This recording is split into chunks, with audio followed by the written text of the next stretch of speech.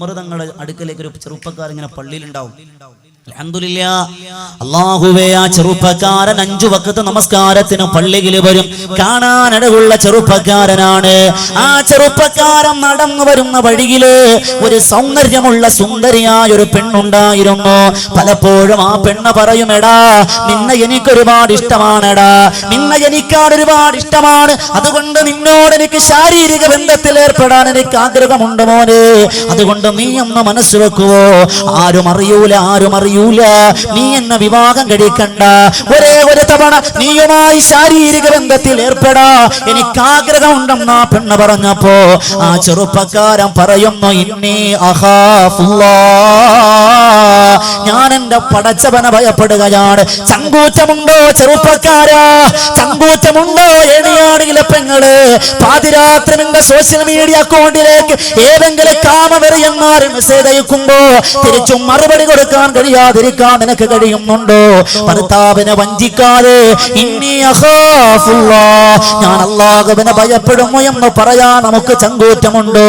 ഏതെങ്കിലും ഹറാമ് കാണുമ്പോ, സാഹചര്യം നമ്മുടെ ഹറാമിലേക്ക് ക്ഷണിക്കുമ്പോ വാരിയെല്ല് കൊണ്ട് മൂടപ്പെട്ട ഹൃദയാന്തരങ്ങൾക്കുള്ളില് ഇന്നി അഖാഫുല്ലാഹ്, ഞാൻ എന്റെ പടച്ചവനെ ഭയപ്പെടുന്നു എന്ന് പറയാൻ ഈമാന്റെ പവറുണ്ടോ?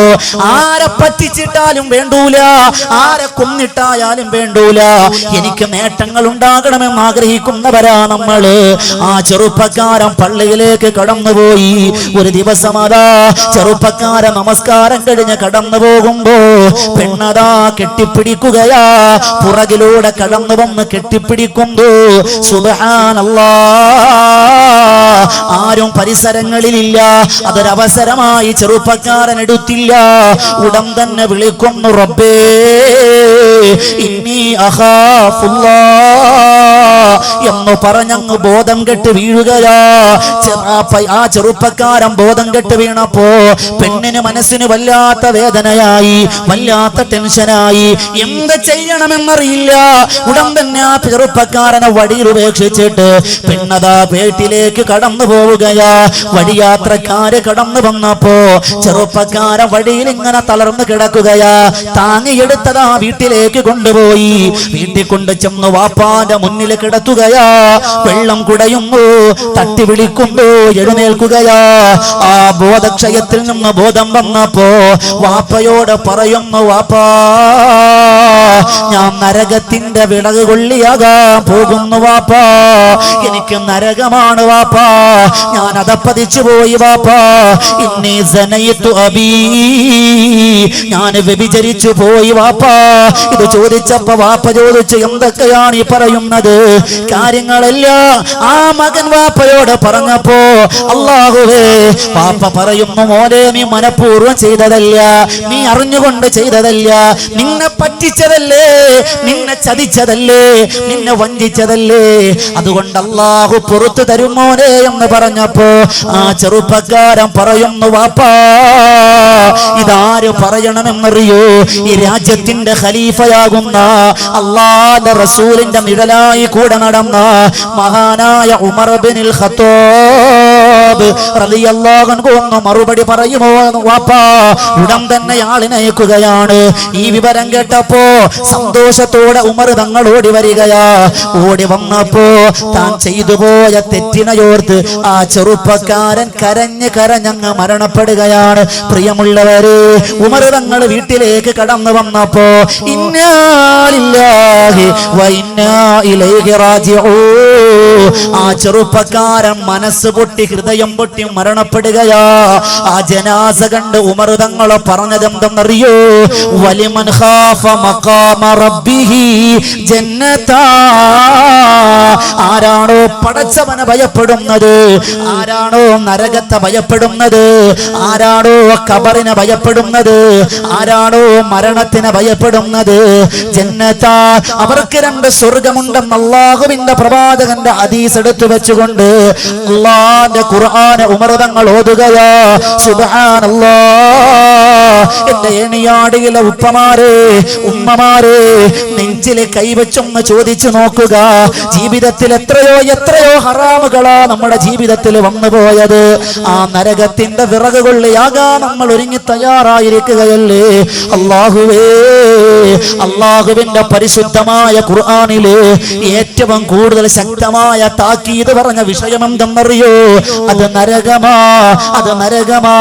അല്ലാഹുവിന്റെ ഖുർആൻ നമ്മൾ പാരായണം ചെയ്തവരാ ഇന്ന് വരെ അല്ലാഹുവിന്റെ പരിശുദ്ധമായ ഖുർആൻ ഓതിയിട്ട് നമ്മൾ കരഞ്ഞിട്ടുണ്ടോ? അല്ലേ? നമ്മളൊക്കെ ഇന്നും ഖുർആൻ ഓതും. നമുക്കറിയാം ഇരിക്കുന്ന സദസ്സിൽ എത്ര പേരാണ് ദിവസം ഖുർആൻ പാരായണം ചെയ്യുക എന്ന് ചിന്തിച്ചു നോക്കിയേ. ഈ ഇരിക്കുന്ന ഏണിയാടിയിൽ ഉപ്പമാരോട് ചോദിക്കാണ്, ഈ സദസ്സിൽ ഇരുന്നു കൊണ്ട് ഉറപ്പ് പറയാം ഉസ്താദെ, ഇന്ന് മഗ്രിബ് നമസ്കാരം കഴിഞ്ഞ് എന്റെ വീട്ടിൽ എന്റെ മക്കൾ, എന്റെ ഭാര്യ ഒരു യാസീൻ ഓതിയിട്ടുണ്ട് എന്ന് ഉറപ്പ് പറയാൻ ചങ്കൂറ്റമുള്ള, ധൈര്യമുള്ള എത്ര ഉപ്പമാർ സദസ്സിലുണ്ടാവും? ആലോചിച്ച് നോക്കിയേ. അല്ലേ? നമ്മളിങ്ങനെ ഓതല് തന്നെ, നമ്മൾ ഓടുകയാണ്. അല്ലേ? നമ്മുടെ യാസീൻ അങ്ങനെയാണ്. നമുക്കിപ്പോഴും ഒരു ഭയപ്പാടില്ല. നമ്മൾ യാസീൻ ഓതും. നമ്മൾ യാസീൻ ഏണിയടിക്കാരെ ഉസ്താദെ നിങ്ങൾ പറയുന്ന പോലെ നല്ല കാര്യങ്ങൾ നമ്മൾ വാഖിഅ, സൂറത്തുൽ മുൽക്ക്, സൂറത്തുർ റഹ്മാൻ ഇതൊക്കെ നമ്മൾ ഓതും. എവിടെയാ നമ്മൾ ഓതണേ? എന്താ കാര്യം? അല്ലേ? പണ്ടൊക്കെ ഇരിക്കുന്ന ഉപ്പമാർക്കറിയാം, നമ്മുടെ വല്യമ്മമാരൊക്കെ യാസീൻ ഓതിയ അർത്ഥം പോലും അറിയില്ല. എന്നാലും ബിസ്മില്ലാഹിർ റഹ്മാനിർ റഹീം യാസീൻ വൽ ഖുർആനിൽ ഹകീം ഇങ്ങനെ കരയും. അല്ലേ? അവരിങ്ങനെ യാസീൻ ഓതി ഇങ്ങനെ കരയും. ഇന്ന് യാസീൻ അവസ്ഥ എന്താ? ബിസ്മില്ലാഹിർ റഹ്മാനിർ റഹീം യാസീൻ വൽ ഖുർആനിൽ ഹകീം മുർസലീൻ അലാ സിറാത്തിൻ മുസ്തഖീം സിറൽ അസീസുർ റഹീം. 7 മുബീൻ എത്തുമ്പോൾ 7 പേര് ഷഹീദാവും. ഇല്ലേ? എന്നിട്ടോ ഇന്നക്കൽ മുർസലീൻ അലാ സിറാത്തിൻ മുസ്തഖീം. ആട്ടിൻ കൂടെ അടച്ചാ നോക്കിയേ, ആ കോഴിക്കൂടെ അടച്ചാ നോക്ക്, പട്ടിയുടെ ശല്യം ഉണ്ടാ. ഗേറ്റൊക്കെ അടച്ചേക്കണ. ഇന്നക്കൽ മുർസലീൻ അലാ സിറാത്തിൻ മുസ്തഖീം. നമ്മളെ ഓത്താണ്. നമുക്ക് യാസീൻ എന്ന് പറഞ്ഞാൽ മത്തങ്ങയുടെ വള്ളി പോലെയാ. സംഗതി കൈവിട്ടു പോയാ 7 അല്ല 70 മുബീനാല് യാസീൻ തീരൂല. ഇങ്ങനെ ഓതിക്കൊണ്ടേയിരിക്കും. ഇത് എവിടെയപ്പോ നിർത്തണമെന്ന് അന്തം വിട്ട് ഇങ്ങനെ ഓതിക്കൊണ്ടിരിക്കും നമ്മുടെ യാസീൻ. ഇല്ലേ? നമുക്കെപ്പോഴും ഒരു ട്യൂണുണ്ട്. മല കണ്ട പൂങ്കാറ്റേ. ഈ ട്യൂൺ നമ്മുടെ മനസ്സിൽ കിടക്കാണ്. നമ്മളിപ്പോൾ ഇല്ലേ? ആ ട്യൂൺ നമ്മളിങ്ങനെ പാട്ടിങ്ങനെ ഈണത്തില്, നമ്മൾ മദീനയിലും മക്കയിലൊക്കെ പോയാൽ അവിടുത്തെ ഇങ്ങനെ ഖിറാഅത്ത് കേട്ട് നമ്മളിങ്ങനെ ലയിച്ചു പോകും.